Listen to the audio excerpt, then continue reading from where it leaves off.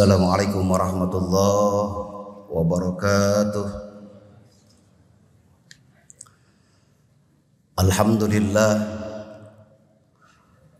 Alhamdulillahilladzi ja'alal islam aqidah wa bil qur'ani imama wa hikmah wa bi muhammadin nabiyya wa rasulah wa ja'ala Indonesia daulatan mustaqilah bi Pancasila falsafah wa bi undang-undang asasah wa bi Sabang ila Merauke wilayah.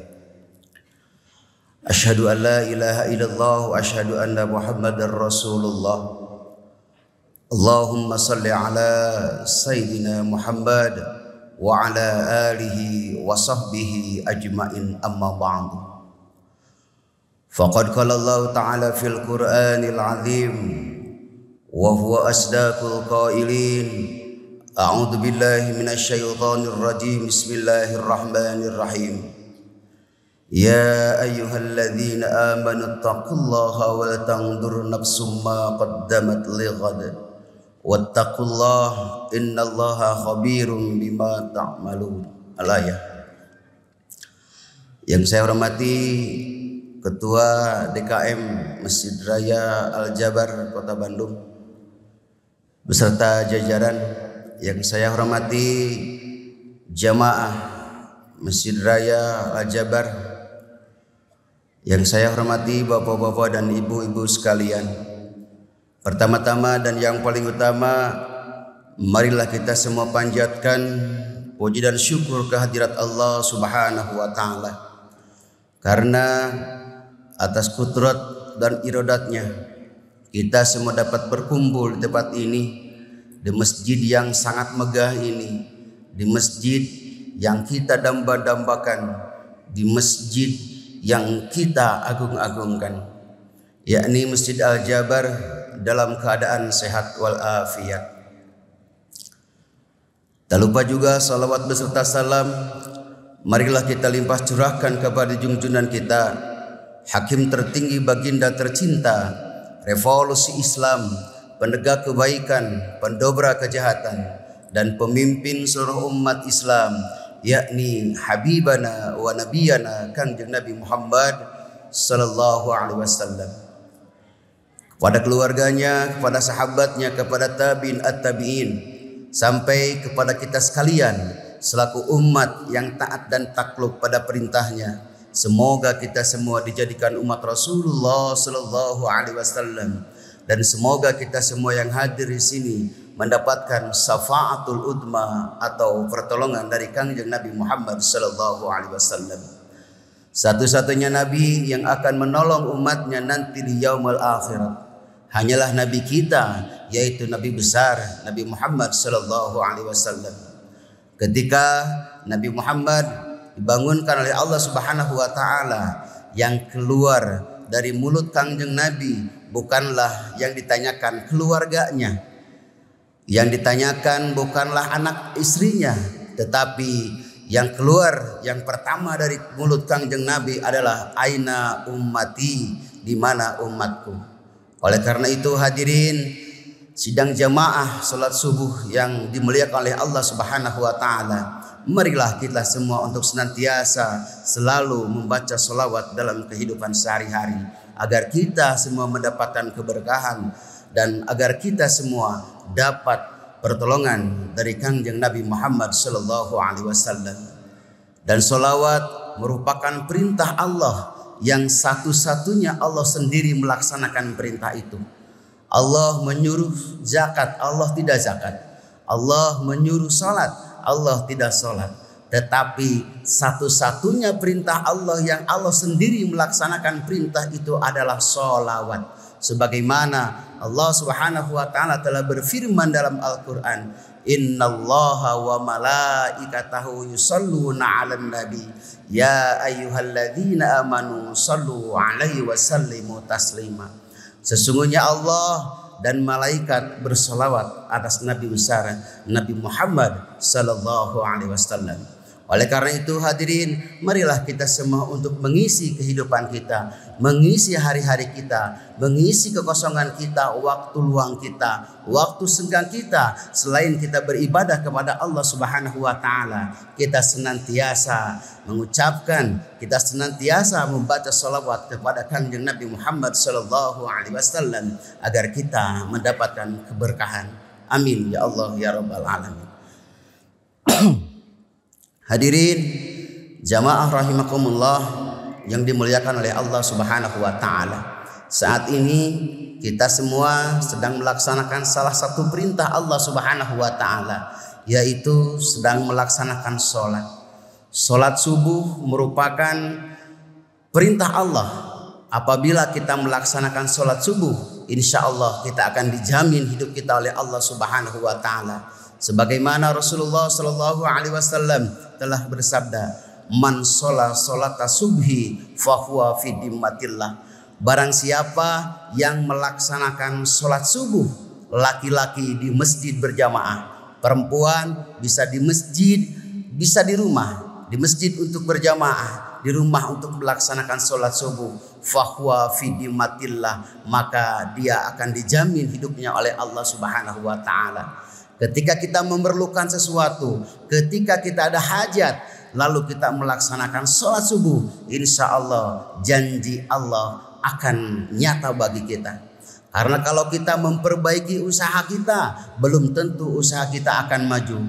Kalau kita memperbaiki hidup kita, belum tentu hidup kita akan bahagia. Tetapi ketika kita memperbaiki sholat kita, janji Allah pasti akan nyata kepada kita. Allah akan memberikan kepada kita nikmat yang sangat luar biasa. Allah akan mengizinkan apa-apa yang kita niatkan dalam hati kita, hajat kita akan dikabulkan oleh Allah Subhanahu wa taala ketika kita melaksanakan sholat subuh. Tetapi hadirin jamaah rahimakumullah, sholat subuh merupakan perintah Allah, atau sholat-sholat yang 5 waktu merupakan perintah Allah yang harus kita kerjakan dalam sehari semalam. Kita diperintahkan oleh Allah Subhanahu wa taala untuk melaksanakan sholat selama 5 waktu. Sholat isya, sholat subuh, sholat zuhur, sholat asar, dan sholat maghrib. Sebanyak 17 rakaat kita diperintahkan oleh Allah Subhanahu wa taala untuk melaksanakan sholat. Sholat merupakan tiang agama. Barang siapa yang melaksanakan sholat, berarti dia sudah meninggikan agama, sudah menegakkan agama. Tetapi ketika kita sudah meninggalkan sholat, berarti kita sudah menghancurkan agama. Orang yang melaksanakan sholat, insya Allah segala sesuatu amalan-amalan kita akan diterima oleh Allah Subhanahu wa taala. Walaupun kita melaksanakan ibadah haji berkali-kali, walaupun kita melaksanakan umroh berkali-kali, zakat setiap hari dan lain sebagainya, ibadah-ibadah Allah, tetapi ketika kita tidak sholat, jangan harap ibadah-ibadah yang lainnya diterima oleh Allah Subhanahu wa taala. Dan hadirin sidang jamaah sholat subuh, ketika kita meninggalkan sholat, ingat kita akan ditunggu oleh siksanya Allah Subhanahu wa taala. Ketika kita meninggalkan sholat 1 waktu saja, misalkan kita meninggalkan sholat zuhur, maka Allah akan memberikan siksaan kepada kita di akhirat, di neraka selama 1 hari. Perbandingan 1 hari di neraka sama dengan 1000 tahun di dunia. Jadi hadirin, ketika kita meninggalkan sholat subuh, contohnya sholat hari ini kita tinggalkan, jangan harap kita akan mendapatkan maghfirah Allah Subhanahu wa taala, tetapi kita akan diparkir di neraka selama 1 hari. Perbandingan ketika kita dimasukkan ke neraka, disiksa oleh Allah Subhanahu wa taala, 1 hari di neraka sama dengan 1000 tahun di dunia. Dan panasnya api neraka hadirin jamaah rahimakumullah, yaitu perbandingannya panasnya api neraka perbandingan dengan panasnya api dunia sebanyak 69 kali panasnya api yang ada di dunia. Dan hadirin rahimakumullah, siksaan yang paling ringan Ketika kita meninggalkan sholat, kita akan ditempatkan di kerikilnya api neraka. Dan ketika kaki kita menempel di dalam api neraka atau kerikilnya api neraka, maka otak kita, ubun-ubun kita akan keluar asap saking panas-panasnya api neraka. Oleh karena itu hadirin jamaah rahimakumullah, marilah kita semua untuk selalu meningkatkan kualitas sholat kita, untuk selalu meningkatkan kualitas sholat kita, agar kita, ibadah kita diterima oleh Allah Subhanahu wa ta'ala. Kita tidak melaksanakan haji, Islam akan tegak. Kita tidak melaksanakan zakat, Islam akan tegak. Kita tidak melaksanakan puasa, Islam akan tegak. Tetapi ketika kita tidak melaksanakan sholat, jangan harap Islam akan tegak. Islam akan jatuh, Islam akan hancur ketika kita tidak melaksanakan sholat. Jadi segala sesuatu yang kita kerjakan berpatokan kepada sholat.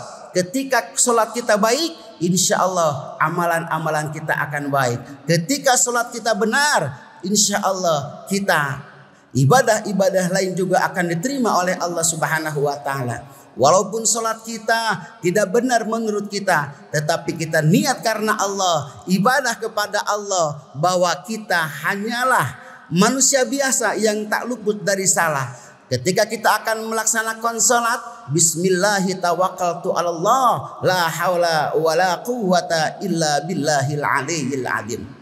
Hadirin sidang jamaah rahimakumullah, sholat subuh merupakan sholat yang susah untuk kita laksanakan, berat untuk kita laksanakan. Tetapi ketika sholat subuh kita laksanakan, insya Allah kita akan mendapatkan keberkahan dari Allah Subhanahu wa ta'ala, akan mendapatkan rizki yang melimpah, akan mendapatkan badan kita menjadi sehat ketika kita melaksanakan sholat subuh.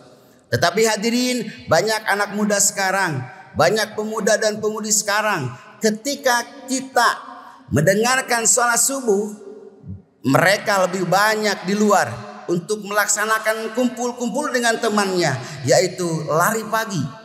Lari pagi memang perlu, tetapi ketika kita harus diutamakan dulu sholat. Binalah kesehatanmu dan utamakanlah kesehatanmu. Ketika kita selalu membina kesehatan kita, insya Allah kita akan sehat selama-lamanya.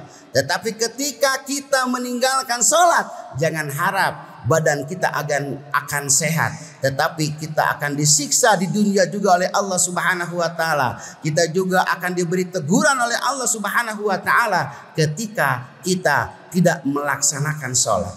Oleh karena itu hadirin jamaah rahimakumullah, marilah kita semua untuk selalu meningkatkan sholat kita, untuk selalu memperbaiki sholat kita, agar amalan-amalan kita diterima oleh Allah Subhanahu wa ta'ala. Hadirin jamaah rahimakumullah, demikianlah yang dapat saya sampaikan pada kesempatan kali ini, kultum atau kuliah 7 menit. Tetapi mudah-mudahan apa yang disampaikannya dapat bermanfaat bagi saya yang menyampaikannya, umumnya bagi hadirin jamaah rahimakumullah. Dan permohonan maaf yang sebesar-besarnya apabila ada kesalahan, yang salahnya itu mutlak dari kesalahan saya sendiri, kebodohan saya sendiri, dan yang benarnya insya Allah dari Al-Quran dan Al-Hadis. Demikian, billahi taufiq wal hidayah. Wassalamualaikum warahmatullahi wabarakatuh.